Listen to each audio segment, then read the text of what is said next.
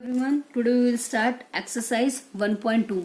Question number 1 is state whether the following statements are true or false. Justify your answers. कि हमारे पास कुछ statements given है, हमें ये बताना है कि ये स्टेटमेंट्स ट्रू हैं या फिर फॉल्स हैं, और दोनों ही केसेस में हमें उनका रीजन भी देना है, क्योंकि आंसर को बोला ना जस्टिफाई करो, तो चाहे ट्रू है या फॉल्स, दोनों केसेस में हमें उसका रीजन राइट करना है. First part is every irrational number is a real number. कि ये कहते हैं कि हर एक जो इरेशनल नंबर होता है वो रियल नंबर होता है. बिल्कुल ट्रू है कि जो रियल नंबर होता है वो किसका कॉम्बिनेशन होता है, रैशनल इरेशनल. हमने हमारे इंट्रोडक्शन पार्ट में भी किया था ना, जो रियल नंबर है वो किससे मिलके बनता है, rational numbers and irrational numbers. तो जो रियल नंबर के अंदर आते हैं वो सभी टाइप के नंबर्स होते हैं, चाहे वो बाय वाली वैल्यूज हैं, पॉइंट वाली है, नेगेटिव, पॉजिटिव और अंडर रूट वाली. इरेशनल नंबर में वो वैल्यूज होता है जैसे अंडर रूट 2, 3, अंडर रूट 2, इस टाइप की वैल्यूज जिसे हम पी बाई क्यू की फॉर्म में राइट नहीं कर सकते. और ये सभी नंबर्स किसका पार्ट होते हैं, rational numbers, sorry real numbers का.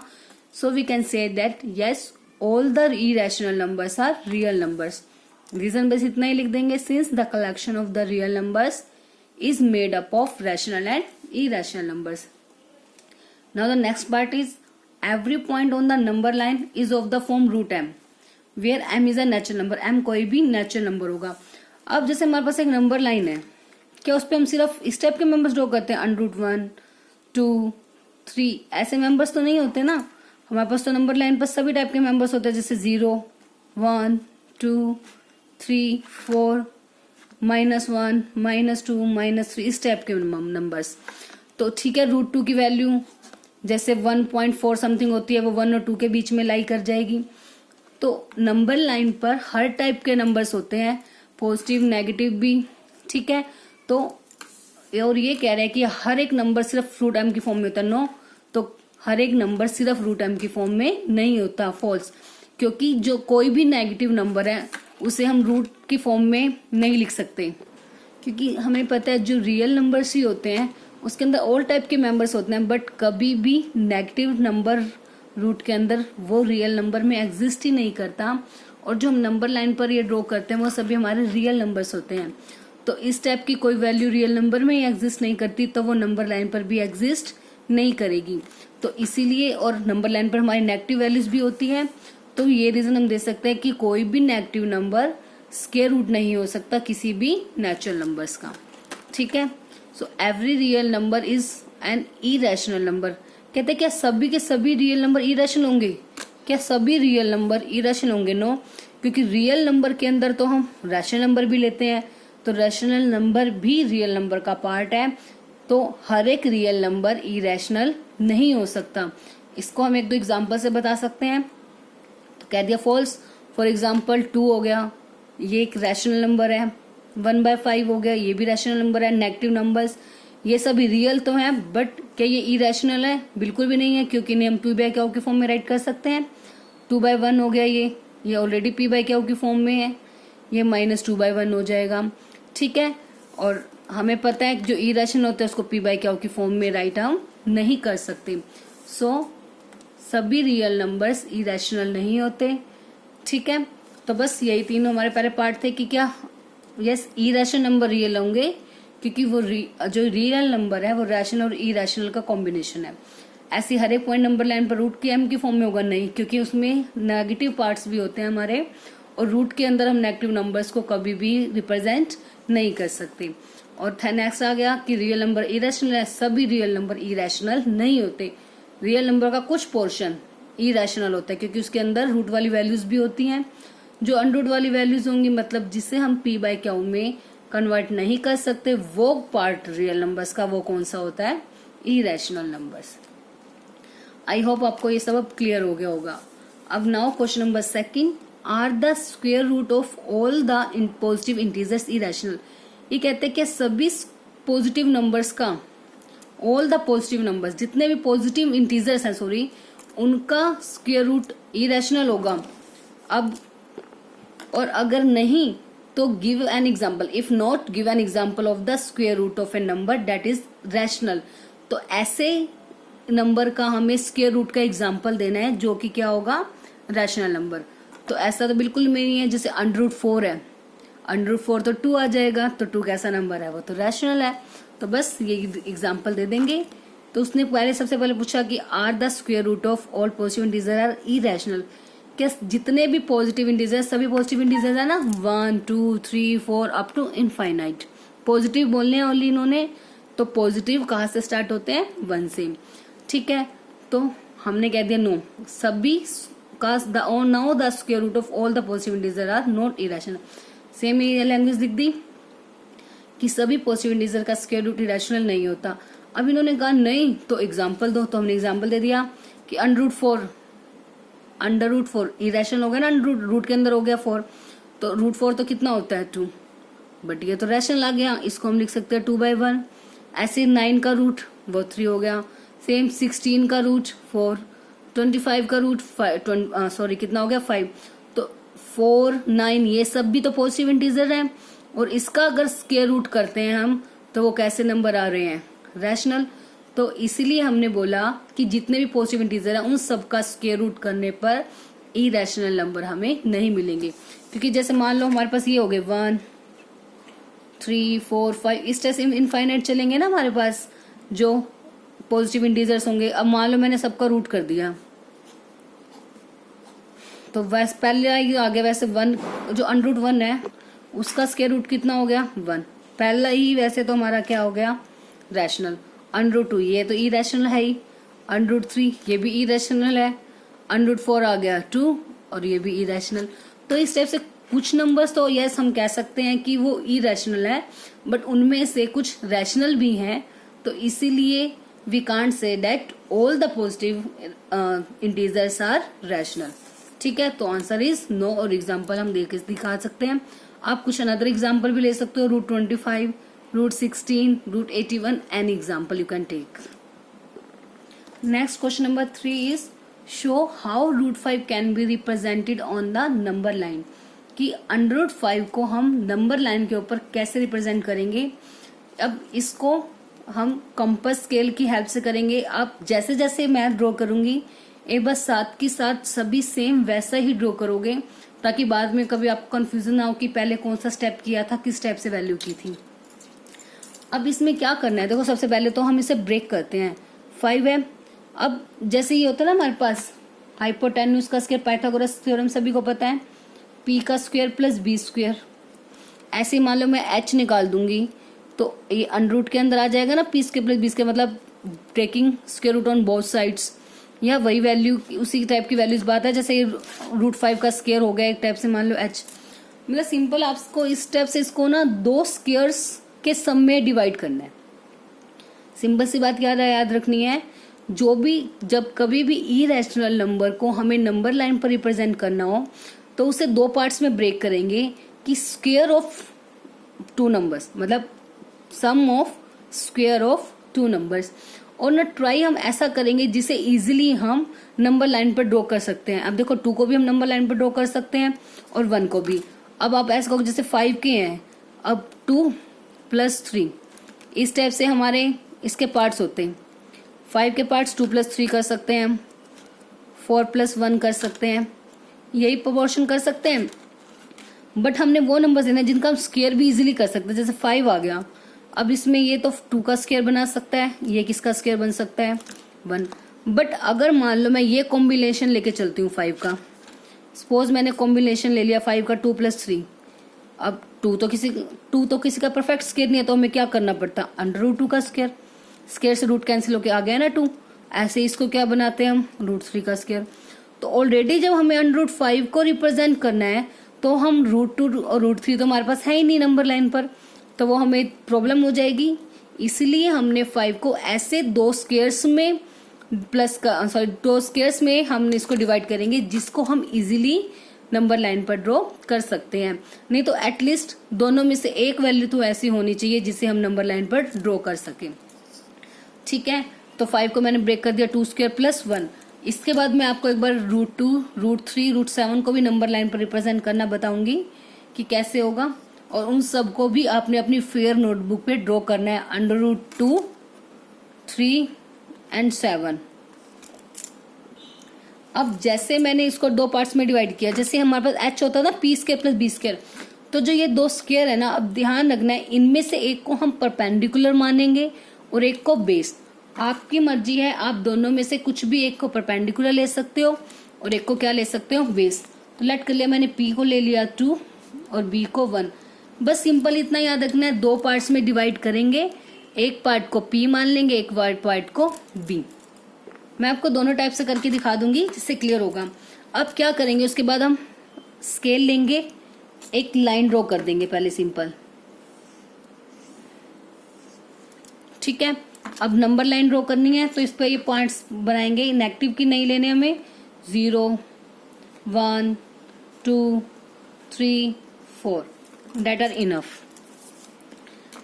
जैसे ये हो गए, ऐसी नंबर लाइन इस साइड से इंक्रीज कर देंगे, बट नेगेटिव वाले नंबर्स आपको राइट करने की नीड नहीं है। ये वाला पोर्शन 0 1 2 3 4, ठीक है। अब हमने क्या लिया था, P2 है B1 है, मतलब बेस कौन सा होता है किसी भी ट्रायंगल का बेस, जिसके ऊपर, जैसे राइट एंगल ट्रायंगल है उसका बेस क्या होगा, जिसके ऊपर ट्रायंगल फॉर्म होगा, डेट मीन्स जो नीचे वाला पोर्शन। तो बेस कितना लिया हमने, 1 यूनिट। तो 1 यूनिट हमेशा कैलकुलेट कहाँ से करेंगे हम, 0 से।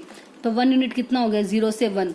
जितना हमारा बेस हो गया, बेस 1 हो गया, वहां पे हम एक परपेंडिकुलर 90 डिग्री का एंगल, 90 डिग्री का एंगल कैसे बनता है, बिल्कुल स्ट्रेट ही तो बनता है।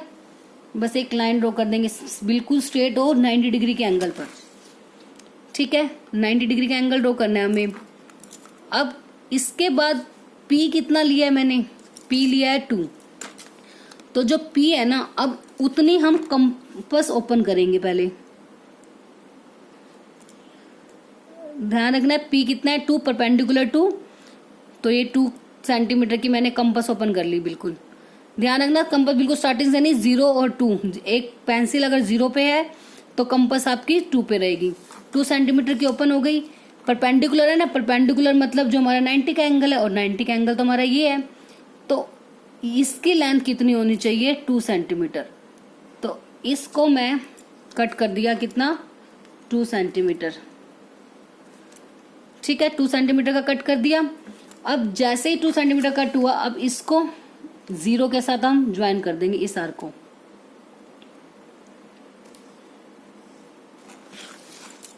जीरो के साथ मैंने इसको ज्वाइन कर दिया। तो अब देखो ये राइट एंगल ट्रायंगल बन रहा है, ये हमारी हाइपोटेन्यूज हो गई, ये बी हो गया, ये पी। अब इन दोनों का जो स्क्वायर है, 2 का स्क्वायर प्लस 1 का स्क्वायर किसके इक्वल आ गया, 5 के इक्वल आ रहा है ना। देखो रूट तो सिंपल था, ये रूट है, ये भी रूट है। 2 का स्क्वायर प्लस 1 का square which is equal to कितना होगा, 5। डेट मीन्स जो ये वैल्यू होगी वो क्या होगी हमारी, √5। जो ये लेंथ है वो कितनी हो गई, √5। बट हमें तो इसे नंबर लाइन पर रिप्रेजेंट करना है, तो क्या करेंगे, यहाँ 0 पे रखेंगे और जहां तक आर्क है वहां तक इस कंपास को ओपन कर लेंगे इस टाइप से। बिल्कुल आर्क 0 से लेके बिल्कुल यह आर्क तक ओपन हो गई, तो 0 पे ही रखना है और इस आर्क से ही बिल्कुल ऐसे डॉटेड करते हुए हमें नीचे की साइड अपने नंबर लाइन पर जाना है। ठीक है, हो गई ना, ये देखो ज्वाइन हो रही है बिल्कुल 2 के थोड़े से बाद में आएगी, मतलब 2.2 समथिंग तक। ठीक है, क्योंकि √5 की जब अगर हम वैल्यू फाइंड आउट करते हैं तो कितनी आएगी, 2.2 समथिंग इस टाइप से वैल्यू आती है। तो आपकी 2 और 3 के बीच में लाई करेगी ये 2.2 तक इस टाइप से। ठीक है, क्लियर है। सबसे पहले क्या करना है, 2 पार्ट्स में डिवाइड किया, एक को P और एक को B। तो जितना बेस होगा उतनी तक हमने एक लाइन, मतलब बेस उतना लेना है। जैसे ही जितना बेस खत्म हो वहां से हमने क्या ड्रॉ करना है, परपेंडिकुलर। और परपेंडिकुलर की लेंथ जितनी होगी वो उसी पॉइंट पे रख के हम उसे कट कर देंगे उतनी लेंथ, क्योंकि ये लेंथ कितनी होनी चाहिए, 2 सेंटीमीटर। बस जैसे ही वो कट हुई उसको ज्वाइन करना है किससे, 0 से। और 0 से लेके उस आर्क तक हम कंपास ओपन करेंगे और एक आर्क ड्रॉ करेंगे जिसको कहाँ तक लेके जाना है, नंबर लाइन तक। तो ये आर्क की लेंथ कितनी थी, √5, तो इसलिए जो ये ड्रॉ होगी वो भी कितनी होगी, √5। तो मतलब जो ये पॉइंट होगा वो हमारा कितना होगा, √5। इसी को आप अगर ऐसे भी कर सकते हैं, आप चाहो तो ऐसे ड्रॉ कर सकते हो कि जैसे मैंने ये ले लिया 2 का स्क्वायर प्लस 1 का स्क्वायर। अब मैं इसको लेट कर सकती हूँ कि b तो है हमारे पास 2, p कितना है 1। ये इसका अल्टरनेट मेथड है। आप दोनों में से एक ही मेथड करोगे, कोई भी, दोनों मेथड नहीं करने, कोई भी एक कर लोगे, ठीक है। तो अब सेम सबसे पहले क्या ड्रॉ करते हैं हम, एक नंबर लाइन। एक बार दोबारा करवा रही हूँ ताकि आपको एक बार रिवाइज भी हो जाए। ले लिया, तो इसमें सेम नंबर लाइन पर 0 1 2 3 4 इस टाइप से कुछ नंबर्स ड्रॉ कर दिए, 0 1 2 4। और ट्राई करना जब भी कंपास वाले क्वेश्चन करते हो ना, आप एक पेंसिल साथ में एक्स्ट्रा रखोगे, जिससे कुछ राइट करना है और ड्रॉ करना है वो काम करोगे। और कंपास वाली पेंसिल हमेशा उसी के लिए यूज करो जो आर्क वगैरह लगानी है, ठीक है। हो गया। अब उसके बाद बेस कितना है हमारे पास 2, तो बेस 2 है, मतलब 0 से लेके 2 तक। ये हमारा अब कितना हो गया, बेस हो गया 2, तो मतलब अब हमें परपेंडिकुलर 2 पर ड्रॉ करना है। जितना भी बेस होगा, 1 है तो 1 पर परपेंडिकुलर, 2 बेस है तो 2 पर, 3 बेस है तो 3 पर परपेंडिकुलर, मतलब स्ट्रेट एक लाइन। अब अब परपेंडिकुलर कितना है 1। जितना भी देखो बेस होगा उसके ऊपर 90 डिग्री का एंगल बनाना है, और जो 90 डिग्री का एंगल होगा उस पर पी की वैल्यू कट करनी है, मतलब उतनी कंपास ओपन करनी है पी वाली। तो मैंने 1 सेंटीमीटर की ओपन कर ली, मतलब देखो 1 और 0 तक, ठीक है। तो 1 सेंटीमीटर का अब इसको कट कर दिया मैंने।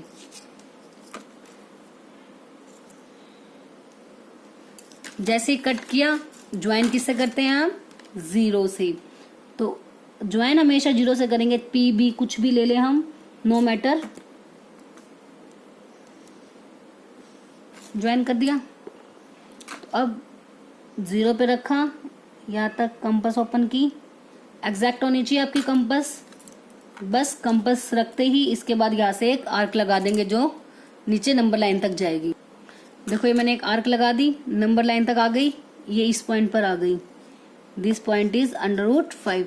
देखो ये 2 था ना ऑलरेडी, तो 2.2 ही तो होती है ना, तो इसलिए 2 और 3 के बीच में यहाँ आ जाएगी 2.2 पर। वो क्या हो जाएगा हमारा √5। तो ये वैल्यू हो गई हमारी √5, ठीक है। तो आपकी एक्सरसाइज तो यही तक थी, बस क्वेश्चन 3 तक ही करनी है आपको। 4 एक्टिविटी है उसको नहीं करना। 3rd हो गया, √5 को नंबर लाइन पर रिप्रेजेंट करना है। अब मैं आपको एक दो इसमें और करवाती हूँ, √2 को भी और √3 को भी नंबर लाइन पर कैसे रिप्रेजेंट करते हैं, और आपने उससे भी अपनी फेयर नोटबुक में करना है सभी को। अब सबसे पहले हम करते हैं √2 को। इसको आप पार्ट बना सकते हो, जैसे इसको आप ले सकते हो कि 3rd का फर्स्ट पार्ट, 2nd पार्ट कर सकते हो कि √2 को रिप्रेजेंट करना है और नंबर लाइन पर। सेम यही लिख देना, रिप्रेजेंट √2 ऑन नंबर लाइन। अब √2 को हम ब्रेक कैसे कर सकते हैं, 1 + 1 लिख सकते हैं ना, तो इसको हम लिख सकते हैं 1 का स्क्वायर प्लस 1 का स्क्वायर। √2 हो गया ना, 1 + 1, 1 + 1 2, और 1 किसका स्क्वायर होता है 1 का, और ये नेक्स्ट 1 भी किसका स्क्वायर हो जाएगा 1 का। 1 का स्क्वायर 1, 1 का स्क्वायर 1, तो 1 + 1 कितना हो गया 2, है बिल्कुल सिंपल। अब सेम इसमें तो p भी 1 हो जाएगा और b भी कितना हो जाएगा 1। बिल्कुल सेम हमने इसे ऐसे ही रिप्रेजेंट करना है। एक नंबर लाइन ड्रॉ करनी है सबसे पहले हमें, उसके ऊपर सेम पॉइंट्स ड्रॉ करेंगे, 0 1 2 3 4, ठीक है। अब हमें पता है जो इसकी √2 की वैल्यू होती है 1.4 समथिंग होती है, तो इसी टाइप से हमारी वैल्यू इस पर आनी चाहिए नंबर लाइन पर। ये ले लिए पॉइंट्स, 0 1 2 3 4। अब b कितना है 1, तो मतलब परपेंडिकुलर कहाँ पे ड्रॉ करना है 1 पर, तो 1 पर एक परपेंडिकुलर मैंने ड्रॉ कर देते हैं हम। लो मैंने कर दिया ड्रॉ, ठीक है। अब p कितना है 1, तो कंपास भी कितनी ओपन करनी है हमें 1 सेंटीमीटर। अगर आपको स्केल से ऐसे 1 सेंटीमीटर ओपन करने में प्रॉब्लम हो तो अब यहाँ से मेजर कर सकते हो। देखो हमने ये जो गैप लिया नीचे 1 सेंटीमीटर का ही तो लिया है, तो आप यहाँ पे रख के भी इतनी कंपास ओपन कर सकते हो। 1 सेंटीमीटर की ओपन हो गई, तो बस यहाँ पे हमने आर्क लगा दी। अब आर्क लगाने के बाद किससे ज्वाइन करते हैं हम, 0 से। सब प्रोसेस बिल्कुल सेम रहेगा। किससे हमने इसको ऐड करना है, सॉरी इसको ज्वाइन करना है 0 से। ज्वाइन कर दिया, ज्वाइन करने के बाद सेम इतनी हमने कंपास ओपन करनी है और हम यहाँ से एक ये सेमी सर्कल, ये थोड़ी सी जो आर्क कह सकते हो आप, आर्क बस ड्रॉ कर देंगे जो इसको नीचे तक पॉइंट पे मीट करेगी। ठीक है, तो ये पॉइंट आ गया मेरा कितना, √2, और ये वैल्यू भी कितनी आ गई, √2, क्योंकि 1 का स्क्वायर प्लस 1 का स्क्वायर किसका हो जाएगा, किसके इक्वल आ जाएगा, 2 के। क्लियर है। अब बनाते हैं √3 का। अब √3 को थोड़ा सा ध्यान से समझना है। अब 3 के तो देखो दो ही फैक्टर हो सकते हैं, 1 + 2 या फिर 2 + 1, और तो कोई फैक्टर ही नहीं कर सकते, या फिर 3 + 0, 0 हम ले नहीं सकते क्योंकि हमें कोई ना कोई तो वैल्यू लेनी है। अगर 0 ही लेंगे तो नंबर लाइन पर ही रह जाएगा, कोई वैल्यू हमारे पास नहीं आ पाएगी। तो या तो 1 + 2 और 2 + 1, उसके अलावा तो कोई और ऑप्शन ही नहीं है हम 3 की वैल्यू ले सकें। तो अब क्या करेंगे इसमें, जैसे मान लो हमने ले लिया 1 + 2, तो हम इसे कैसा लिख सकते हैं, 1 का स्क्वायर प्लस √2 का स्क्वायर। 1 का स्क्वायर 1, √2 का स्क्वायर 2, तो 2 + 1 3 हो जाएगा। ठीक है, बट अब प्रॉब्लम ये आ गई, हम इसे रिप्रेजेंट कैसे करें। देखो जब भी अगर कभी ऐसा आ गया, जब भी मैंने आपको बोला था ट्राई हम यही करते हैं कि ऐसी वैल्यूज आए जिसे इजीली हम नंबर लाइन पर ले सके, मतलब विदाउट रूट वाली वैल्यूज। बट अगर कभी ऐसा केस आ जाए कि जिसमें विदाउट रूट वाली वैल्यू लेना पॉसिबल ही नहीं है, तो हम ऐसा ट्राई करते हैं कि ऐसा बन जाए कि एक वैल्यू रूट वाली आ जाए, एक विदाउट रूट, तब भी हम इजीली बना सकते हैं। वो कैसे बनाएंगे, बट एक कंडीशन याद रखना है, इसमें क्या करना है, जो रूट वाली वैल्यू होगी वो हमेशा बेस लोगे आप। रूट वाली वैल्यू को ऑलवेज क्या लेंगे, बेस, क्योंकि इसकी लेंथ हमारे पास नहीं होगी तो इसके हम कंपास ओपन नहीं कर पाएंगे। इसको हम क्या कंसीडर करेंगे, ऑलवेज बेस। और P कितना हो जाएगा इस केस में, 1, सॉरी P परपेंडिकुलर इज 1। ध्यान रखना, अगर कभी भी हमें ऐसी सिचुएशन आ जाती है कि लेना पड़ता है कि एक रूट वाला होगा और एक विदाउट रूट वाला, ठीक है, तो उस केस में क्या करेंगे, जो रूट वाला होगा उसको बेस लेंगे और P को क्या ले लेंगे, दूसरे वाला जो सा रूट में नहीं होगा। कभी भी ऐसा मत ले लेना कि दोनों रूट की हो, फिर वो आपका क्वेश्चन सॉल्व नहीं होगा। हर एक में सिचुएशन ऐसी ही आएगी, एक बार मतलब एक ही रूट का होगा और एक विदाउट रूट। अब देखो इसमें क्या करेंगे, अब बेस क्या है हमारा, √2, तो इसके लिए सबसे पहले हमें √2 को बनाना पड़ेगा। जैसे √2 बनाया था सेम वही स्टेप बनाएंगे इसमें भी दोबारा, √2 को हमने कंस्ट्रक्ट करना है। ठीक है, बस √2 बन जाएगा तो देखो ये जो होता है हमारा, ये ही बेस मान लिया जाएगा। कैसे करेंगे वो देखो आप, एक लाइन ड्रॉ की, इस पे पॉइंट्स ले लिए 1 2 3 4 5, ओके, 0 1 2 3 4। अब बेस तो है √2, तो अब √2 के लिए हमें पहले 2 को बनाना है। 2 के हमें पता है 1² + 1², मतलब P भी 1 होता है और B भी 1, तो बिल्कुल सेम ये बनाते हैं। P1 मतलब पहले सबसे पहले 1 पे परपेंडिकुलर ड्रॉ किया और इतनी ही लेंथ ओपन करनी है 1 सेंटीमीटर की, इसको कट किया और ज्वाइन, सिर्फ ज्वाइन तक ही करना है क्योंकि हमें √2 बेस बनाना है, तो बेस हमारा यहीं से ही आ जाएगा और कहीं हमें नीचे आर्क लगाने की नीड नहीं है। ठीक है, अभी आपको मैंने बताया था ना कि देखो ये 1 है 1, तो ये जो वैल्यू होती है वो हमारी कितनी होती है, √2 आ गई। ठीक है, क्योंकि हमने √2 को रिप्रेजेंट किया तो ये वैल्यू कितनी आएगी, √2। आप चाहो तो मेजर भी कर सकते हो, ये 1.4 के ही इक्वल आएगी आपकी। आ गया √2। अब √2 हमें ड्रॉ करना है 3 को, तो बेस हमारा कितना हो गया, √2, बेस हो गया √2, तो इसको हमने बेस मानना है। तो मतलब इस स्टेप से आप इसको थोड़ा सा टर्न कर लो, बिल्कुल स्ट्रेट लाइन होनी चाहिए जैसे ये होता है। बेस आ गया √2 और P कितना है 1, तो अब क्या करेंगे,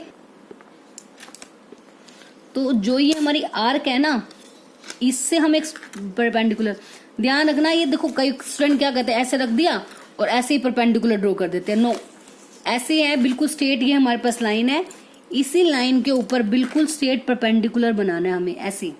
इसके लिए भी ऐसा ही रहेगा क्योंकि लाइन अब हमारी इस डायरेक्शन में हो गई, तो हमें इसको भी थोड़ा सा पेपर को टर्न कर दो, इसको थोड़ा सा टेढ़ा करके उसके ऊपर अब हमें परपेंडिकुलर ड्रॉ कर देंगे। अब P की वैल्यू कितनी है 1 सेंटीमीटर, मेरे कंपास 1 ही ओपन है तो मैंने इसको कट कर दिया, हो गया 1 सेंटीमीटर। उसके बाद ज्वाइन हमेशा कहाँ से करते हैं 0 से, बस अब इसे आप सीधा कर सकते हो अपने पेपर को। तो हमेशा देखो कुछ भी ड्रॉ करना हो ऑलवेज ज्वाइन विथ 0। तो जो ये अब लाइन आ गई ये हमारी आ गई √3। तो अब कंपास को सेम यहाँ तक ओपन करेंगे, ओपन हो गई हमारी आर्क, और एक आर्क लगा देंगे। ठीक है, सेम कंपास यहाँ तक रखी और एक आर्क लगा दी। जो ये पॉइंट होता है 1.7 होगा। This is our value √3। Clear है?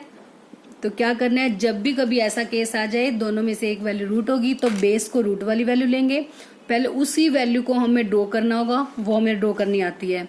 √2 ड्रॉ कर दिया, मतलब उसको आर्क लगाने की नीड नहीं है, जो हमारी हाइपोटेन्यूज होती है उसकी लेंथ भी उतनी ही होगी। ठीक है, तो वो हमारा क्या हो गया बेस। तो बेस हो गया, और जहां पे वो आर्क होगी डायरेक्ट वहीं से हम परपेंडिकुलर ड्रॉ करेंगे, और जो P की लेंथ है वो कट करके ज्वाइन ऑलवेज 0 से करना है, और फिर वहां तक आर्क ओपन करके और हम उसे आर्क ड्रॉ कर देंगे। अब √7 का आप खुद से बनाओगे। ठीक है, अब आपको पहले सोचना पड़ेगा कि जो √7 है उसके लिए हम क्या किया, जैसे मान लो ये था हमारा √7, अब 7 के क्या किया, या तो 1 + 6, इसको करना पड़ेगा 1 का स्क्वायर, ये √6 का स्क्वायर। अब √6 तो मैं पहले बनाना नहीं आता, उसके लिए तो और दिक्कत हो जाएगी, तो इसको हम कैंसिल कर देंगे। अब नेक्स्ट 7 की आती है 2 + 5, अब इसमें √2 का स्क्वायर हो जाएगा, √5 का स्क्वायर, इसमें तो दोनों ही रूट में आ गए, तो ये भी कैंसिल केस। और 7 की वैल्यू क्या ले सकते हैं 3 + 4, इसमें कुछ बात बन सकती है, जैसे √3 का स्क्वायर प्लस ये किसका स्क्वायर हो गया 2 का स्क्वायर हो गया ना, एक वैल्यू आ गई रूट में और एक वैल्यू आ गई विदाउट रूट। तो सेम इसको हम लेट क्या कर ले सकते हैं b, और इसको क्या करेंगे p, मतलब b की वैल्यू √3 और p की वैल्यू 2। तो उसमें क्या करना पड़ेगा √3 के लिए, पहले सेम यही √3 बना लिया आपने, उसमें ये आर्क की ड्रॉ करने की नीड नहीं है। तो देखो जो ये होगा ये बेस √3, तो ऐसे इसको रख देंगे पेपर को, और बिल्कुल यहाँ से एक परपेंडिकुलर ड्रॉ करेंगे। 2 परपेंडिकुलर है तो 2 कट करेंगे, ज्वाइन विद 0 एंड फिर ड्रॉ करोगे। तो ये क्वेश्चन आपके लिए, आप इसे खुद से सॉल्व करोगे। √7 ये भी आपको अपने नोटबुक पर ड्रॉ करना है, √5, √2, √3 एंड √7। आई होप आप सबको ये क्लियर हो गया होगा। अगर कोई डाउट है then you can ask to me.